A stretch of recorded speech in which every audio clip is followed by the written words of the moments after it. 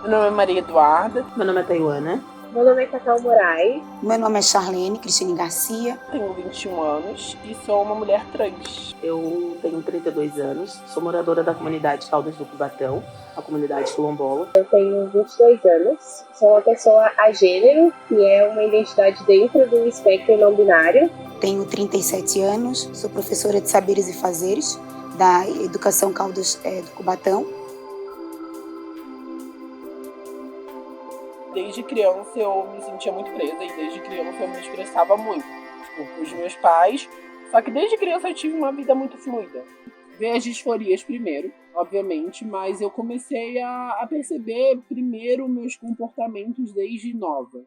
Eu acho que daí isso foi um dos pontos para eu poder me ligar. E com 16 anos, com a série Euforia, me despertou com aquela personagem, a Jules, e a Jules parece que foi um estralo, e literalmente eu levantei da série e fui na cozinha falar pra minha mãe: mãe, eu sou uma mulher trans, você não tem 2 filhos, você tem uma filha e um filho. Aí ela virou: ah, eu já sabia. O convite para eu entrar na política foi passado pro meu tio, depois foi passado pro meu pai. O meu pai, como entende da política também, ele se interessou, mas viu que as minhas causas e tudo mais seria mais importante para Santa Maria da Imperatriz, principalmente que é a primeira mulher trans a se candidatar a vereador. Mostrar realmente a luta das pessoas trans, as pessoas LGBTs, as pessoas PCDs, as pessoas negras, minoria em geral. Então eu acho que o meu objetivo era esse. Se eu ganhasse de fato, eu ia simplesmente colocar uma bandeira LGBT na frente da prefeitura e, sabe, mostrar que uma da comunidade LGBT está ali dando força e voz para as pessoas. Eu atualmente sou professora da educação quilombola, também de Caldas. A minha disciplina é Ciências Humanas e Filosofia. Hoje eu estou no município também como assessora da igualdade social e racial do nosso município. Antigamente, né, a gente não se aceitava como quilombola, então a gente pouco ficou sabendo sobre. Né? Eu digo que os moradores aqui mesmo da própria comunidade, a qual sou minha família, demorou muito para a gente aceitar, até pelo olhar também do município onde a gente vive, né? E eu vou dizer por mim, eu comecei a me aceitar quilombola quando eu entrei na escola, né? Quando eu entrei no movimento, que foi meu primeiro movimento foi no conselho, que é o COMPI. Então, ali eu fui atrás, eu sou uma pessoa muito curiosa, então ali eu fui atrás de tentar entender. O processo de descoberta foi entre os meus 13 anos, 14, e aí eu comecei a estudar sobre mulheridade, que era ser mulher, né? Mas o que você veste determina se você é mulher? Tem roupas femininas, roupas masculinas, e aí eu comecei a me aprofundar nessa discussão. E cheguei num ponto que eu parei e me perguntei assim, mas o que é ser mulher? Porque se não é a roupa, não são os seus hábitos, assim, não é o seu sexo, o que define? E aí, se eu ficava em dúvida sobre o que definia ser mulher, começou a surgir as dúvidas se eu era uma, sabe? E aí começou o que é ser mulher, uma dúvida de, mas o que é gênero? O que define gênero, afinal das contas? E aí, nesse processo, assim, de pensar e estudar sobre isso, eu cheguei à conclusão de que, para mim, gênero não fazia o menor sentido.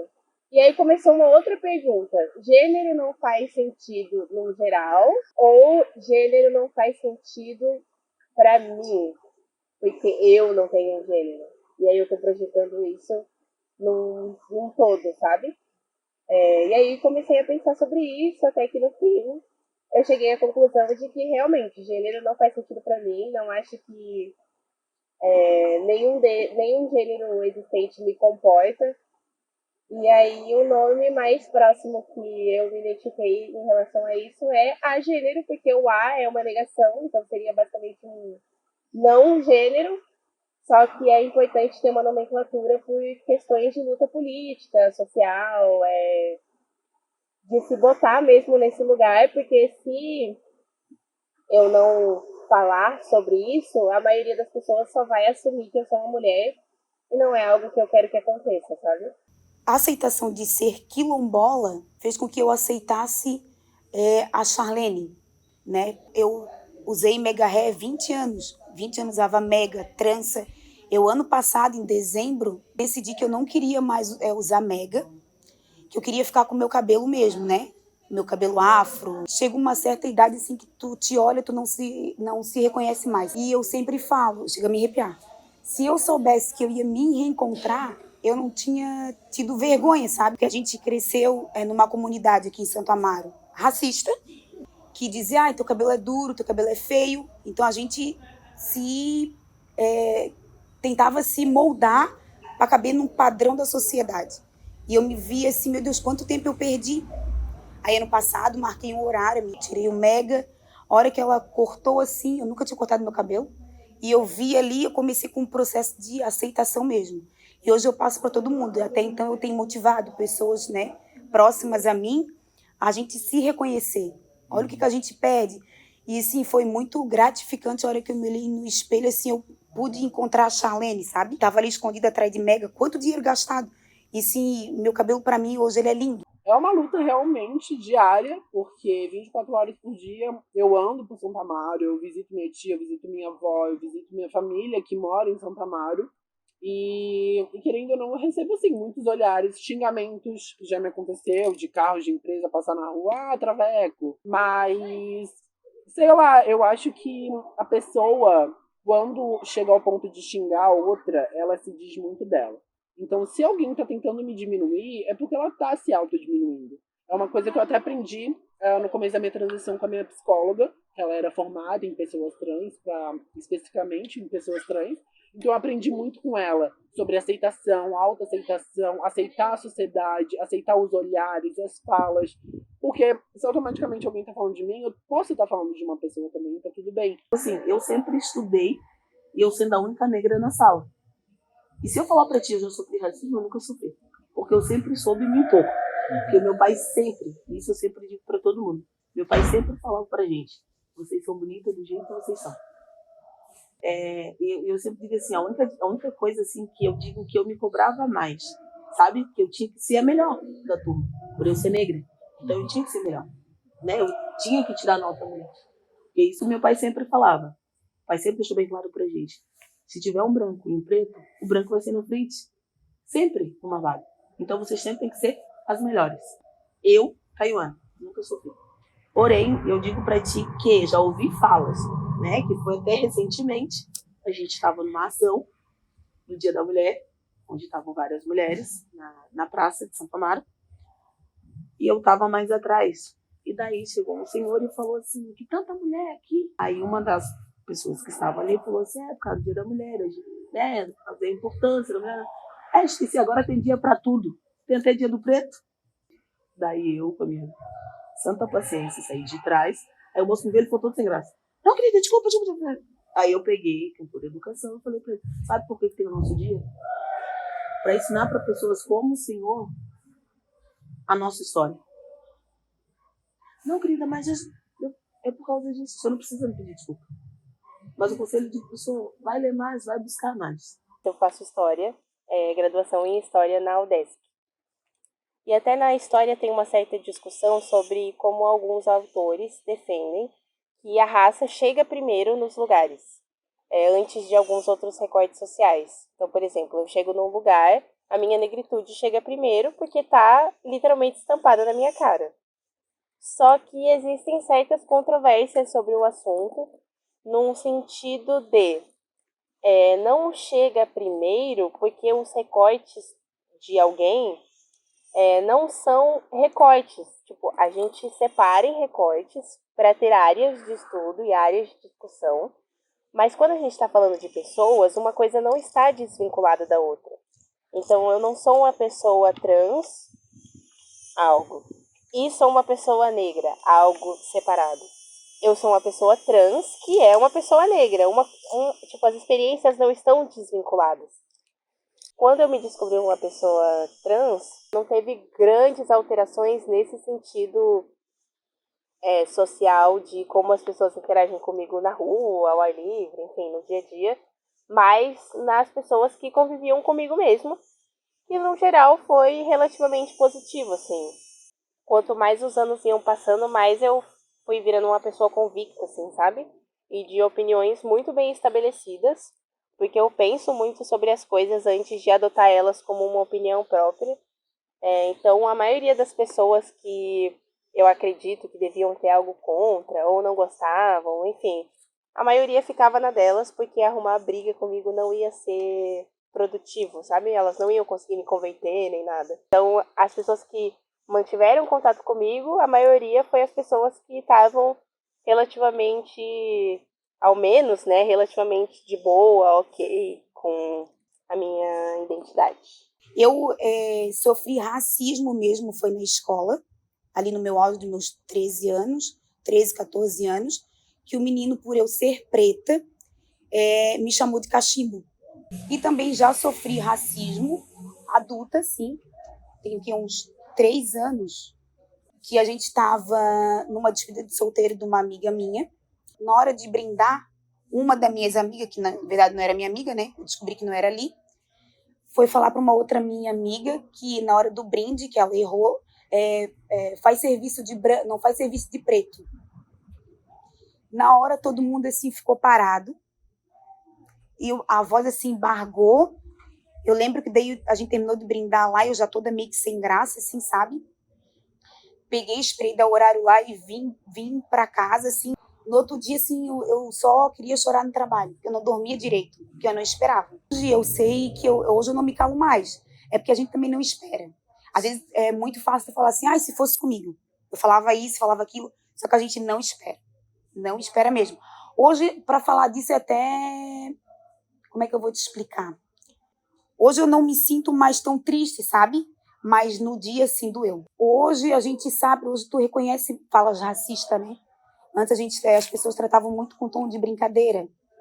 Hoje, se falar alguma coisa, para mim não vai falar mais, porque agora eu já sei, né? Porque às vezes a pessoa quer expor o que ela é em tom de brincadeira. Só que, e se eu ver do meu lado também, hoje eu já não deixo mais passar, sabe? Minha relação com os meus pais é muito boa. Tipo, desde sempre, na verdade, mas com meu pai, como a gente nunca teve uma relação muito aberta um com o outro, teve aquela. Mas eu acho que foi mais o espaço dele. Ele respeitou o meu espaço, eu respeitei o espaço dele, para que assim pudesse. A gente ser hoje em dia. Tipo, a gente conversa, a gente troca ideia, eu trabalho com ele, então é muito bom. A relação com a minha mãe, eu digo que ela é minha psicóloga. Tipo, ela é muito boa mesmo. Eu tenho um desabafo, eu sei que eu posso contar com o ombro dela, então, tipo, ela é maravilhosa, ele é maravilhoso, enfim, né? Os dois são maravilhosos. O Colégio Quilombola, ele é uma educação diferenciada, né? A gente procura resgatar as histórias do povo preto. Claro, a gente traz todo, né, o que o MEC pede, mas a gente também traz o nosso resgate. Por isso que a gente tem a disciplina Saberes e Fazeres, que nada mais é do que a gente trazer a nossa história, a gente trazer esse resgate. Né? A gente tem história, a gente tem geografia, a gente tem filosofia, mas a gente também tem os saberes e fazeres, que é o que traz esse resgate, que é o que traz a nossa história. Inclusive, a gente trouxe agora recente, né? Foi a história do tio Marcos, que ele é um escravo. A nossa família sempre foi em festa ali, eu pequenininha, a gente em festa. Entende? Então, eu fui trazer essa história, eu conhecer um pouquinho mais, é muito gratificante. Cara, a gente não sabia que ele já morou aqui. Alguns dias atrás eu fui falar sobre zumbi para uma aluna, acho que ela tem aproximadamente uns 25, 26 anos. Ela não conhecia, então eu tive que voltar no tema para mostrar para ela o que era zumbi, porque antigamente não falava, né? Até mesmo quando eu estudei falava só uma pincelada de zumbi. A gente trazer também as pessoas que tiveram começado a trabalhar muito cedo, né? Porque aqui a gente tem tios, a gente tem a minha mãe, né? A gente tem pessoas mais velhas que tiveram que sair muito cedo para trabalhar. Então não tiveram esse ensino que a gente teve, né? Então a escola quilombola, ela nada mais é do que isso. É trazer para eles um pouco da história deles, né? Trazer a nossa história. O resgate. A nossa escola quilombola, a gente está caminhando aí, né? A gente está há 2, vai fazer 3 anos, então a gente ainda é muito novo nisso, mas a gente já formou 2 turmas. A escola quilombola, se a gente for parar para ver assim, tudo que a gente já passou para a gente estar na escola, eu digo que a escola ela é resistência, sabe? A nossa escola ela é resistência, os professores são resistentes, porque a gente chegou a pagar aluguel para a escola não fechar. Então, a escola quilombola ela é isso, sabe? É mostrar a resistência do povo negro, né? Não só resgate, mas o quanto a gente é resistente, o quanto a gente é persistente, sabe? Para a gente estar onde a gente está. A minha mãe foi um anjo, como sempre. Ela sempre foi muito compreensiva, assim. A minha mãe me ama muito, desde sempre, tipo... Eu fui uma gravidez que ela quis ter, foi uma gravidez planejada, que não acontece na maioria das vezes. Então a minha mãe sempre quis ser mãe. E ela é uma ótima mãe, assim. Então, apesar dela não entender muito bem de começo, ela ainda não é uma especialista, digamos assim. Às vezes ela ainda confunde um pouco gênero com sexualidade, mas ela é muito aberta e ela tem um princípio de que mesmo que ela não entenda, ela respeita muitas pessoas. Então, mesmo que ela não entenda 100%, dá pra ver que ela se esforça muito pra ser respeitosa, enfim, e que essa noção de gênero não altera o sentimento dela pelas pessoas, sabe? Foi bem tranquilo, ela foi uma super apoiadora, ela ainda corrige as pessoas quando não me chamam de Cacau, ela já me chamou no neutro, enfim, ela é icônica. O meu pai demorou um tempo bem a mais para eu contar para ele. E foi um pouquinho mais complicado, assim. Ele não teve uma reação negativa, ele teve uma reação muito positiva, inclusive, mas que não necessariamente... Como que eu vou dizer isso? Não necessariamente se manteve, assim. Eu ainda tinha uma certa dificuldade de me chamar de Cacau, às vezes, ainda algumas questões, assim, mas no geral ele foi super receptivo também, principalmente em comparação ao que poderia ter sido, sabe? A rejeição que poderia ter tido, não teve, só foi um processo um pouco mais travado, digamos assim, do que foi com a mãe, que fluiu um pouco mais naturalmente, mas no geral as reações foram de apoio mesmo, assim, o que é muito importante, porque a família é a sua base, né? Então,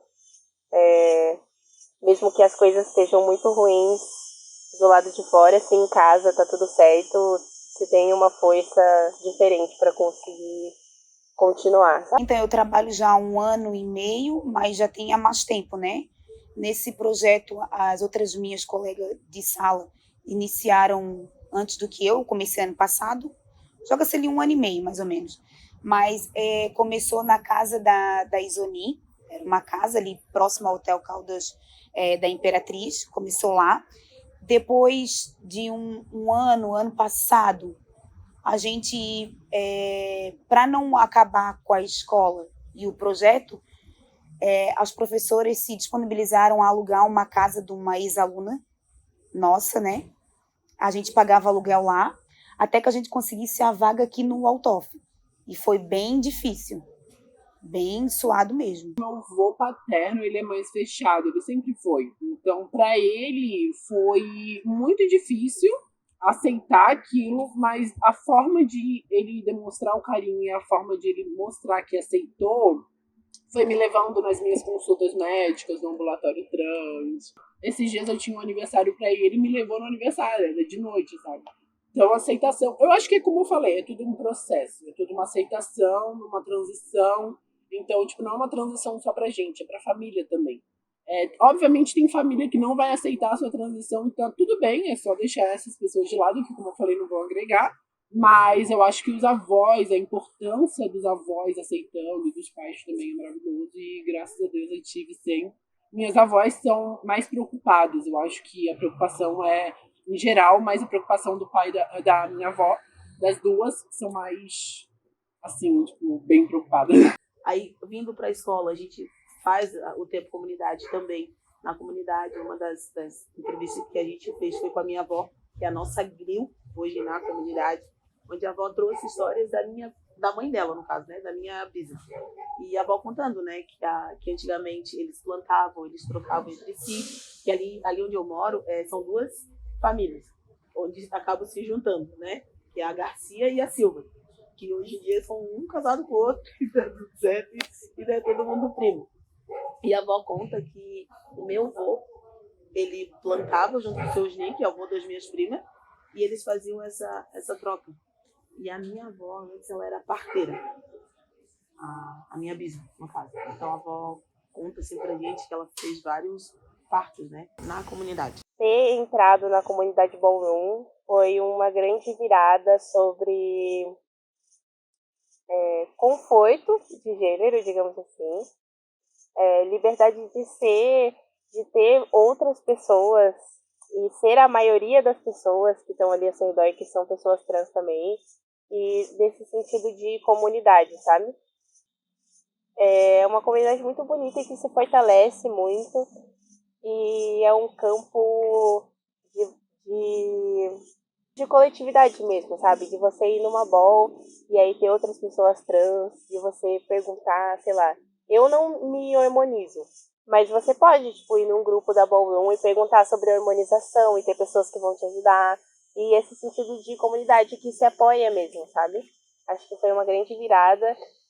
Também quando eu entrei pra minha família, Ballroom, que é a Casa Índigo, que é uma segunda família mesmo, e aí é um outro tipo de apoio, e com pessoas que também entendem sobre o assunto, sabe? Outras pessoas que têm vivência sobre o assunto. Crescer ali na comunidade quilombola, hoje eu sei que é uma comunidade quilombola, né? Até então a gente dizia que ali era próximo ao Hotel Caldas, não tinha uma definição. Para mim, eu tenho uma infância muito boa, que antes não tinha, antigamente não tinha nada dessa tecnologia, celular, então a gente brincava, eu gostava muito. Meu avô tem falecido, né, meu pai, tem terras lá, então a gente brincava de canoa, a minha família sempre foi muito grande, a gente brincava, fazia piquenique, brincava de canoa, de casinha. Eu tenho memórias bem boas da minha infância, porque foram bem familiares, assim, cresci com todos os meus primos, e hoje eu espero que meu filho possa vivenciar um pouco do que eu vivi ali. E Caldas, eu morei uns 4 meses, eu fui morar em Santo Amaro. Só que de início assim, eu me via muito perdida, porque eu morei há 36 anos lá e depois saí. Lá eu criei raízes. Então, agora eu já estou trabalhando assim, num projeto para poder voltar lá perto da minha família mesmo. Eu acho que o momento mais importante no começo da minha transição mesmo foi um dia de princesa que eu ganhei. Era amiga da mãe que acabou se tornando minha amiga, a Camila. E ela me fez uma semana de princesa, me deu cabelo, me deu unha, me deu cílios, me deu depilação a laser, então, tipo, me deu micropigmentação, sabe? Literalmente, ela juntou as pessoas que ela conhecia, as amigas delas que faziam procedimentos estéticos, vamos dizer assim, né? E acabei me tornando mais eu naquela semana de princesa. Tipo, fiz progressiva, daí, enfim, foi maravilhoso. Foi maravilhoso mesmo. Tipo, e foi bem no começo da minha transição. Eu acho que isso foi a porta mais escancarada que eu pude receber para eu realmente ser aceita na sociedade onde eu moro, né? Quando eu fui na escola, eu, juntamente com a Ana e depois juntamente com a Prof. Chilene, a gente foi levar um pouquinho da história da Biomi, a gente foi fazer com os alunos, as pessoas não sabiam que tinha comunidade quilombola, moradores de Santo Amaro. Então a gente poder falar que a gente é de uma comunidade, né? A gente poder contar um pouquinho da nossa história. Por mais que a gente não sabe toda a nossa história, a gente está resgatando agora, a gente está conhecendo agora, é gratificante. Quando eu soube que aconteceu um ambulatório trans aqui, eu fiquei extremamente animada. Pense, Santo Amaro tem um ambulatório trans. Mas não seria um espaço específico para as pessoas trans. Seria só uma consultinha de um mês. A cada um mês tem uma pessoa consultando, tipo, 14 pessoas trans em Santo Amaro. Que isso é um cúmulo, porque daqui a pouco a pessoa trans está lá se hormonizando e acaba tendo uma trombose ou um ataque cardíaco por estar se medicando errado. Então eu acho que esse acompanhamento é muito importante. Eu acho que talvez não um momento específico, assim, que foi aí um enorme momento que foi a grande virada de euforia. Eu acho que talvez a primeira vez que a minha mãe usou gênero neutro foi muito legal, eu fiquei muito feliz. Hoje, eu, com o conhecimento que eu tenho, já vou fazer totalmente diferente com meu filho, né?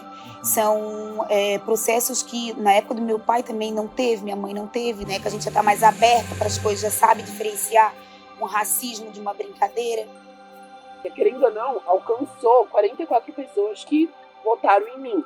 Então eu acho que essas pessoas a gente pode realmente ver o aspecto de respeito nessa cidade, né? Pessoas idosas até que me paravam na rua, meu Deus, eu votei em ti. Tipo, pensa, uma pessoa idosa esperando uma diversidade em Santa Maria da Imperatriz. Então isso é extremamente, assim, maravilhoso. Então, assim, eu agradeço muito a educação quilombola por ter me trago essa visibilidade para mim, do meu interior, de me reconhecer de novo como mulher preta. E hoje, se eu tiver uma filha futuramente, eu jamais vou deixar ela gastar dinheiro com mega. Eu vou fazer um processo totalmente diferente, assim, sabe? Já passei a aceitar desde pequenininho. E hoje eu consigo motivar mulheres, inclusive tem uma moça que trabalha comigo, a Rebeca, e eu falo para ela que eu trabalho aqui na escola. Ela pergunta para mim como é que eu faço para mim usar meu cabelo assim, que ela também usa trança. Então, através disso, eu consigo incentivar outras pessoas também a se aceitarem, sabe? Do jeito que a gente é. A partir do momento que tu se aceita, o olhar muda, sabe? Tu não liga mais pro olhar do outro, sim, a tua aceitação. Hoje, para mim, é muito gratificante. Onde tu mora? Eu moro numa comunidade quilombola. A minha família mora numa comunidade quilombola. Então, eu digo que, para mim, isso é gratificante. Em todo lugar onde eu vou, eu falo. E, inclusive, ano passado, eu digo que a gente está tendo, como é que eu vou te dizer? Está abrindo leques, portas pra gente. Ano passado, a gente foi em escolas, a gente pôde apresentar um pouco do nosso trabalho, a gente pôde falar um pouco da nossa história, um pouco da nossa escola também, onde a gente formou tios, nossos padrinhos, sabe? Pessoas que até eles não se aceitavam. E hoje em dia, para eles também é gratificante falar que são irmãos.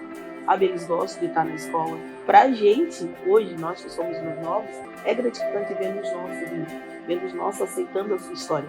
A partir do momento que tu se aceita, tudo fica melhor. Sabe? Porque daí tu tem aquele desejo, a curiosidade de querer saber mais e buscar mais pra te se autoconhecer. Porque a gente se sabota, né? Pra gente poder entrar numa caixinha, pra gente poder se incluir dentro daquilo. E a partir do momento quando tu se aceita, é diferente. Nada mais importa.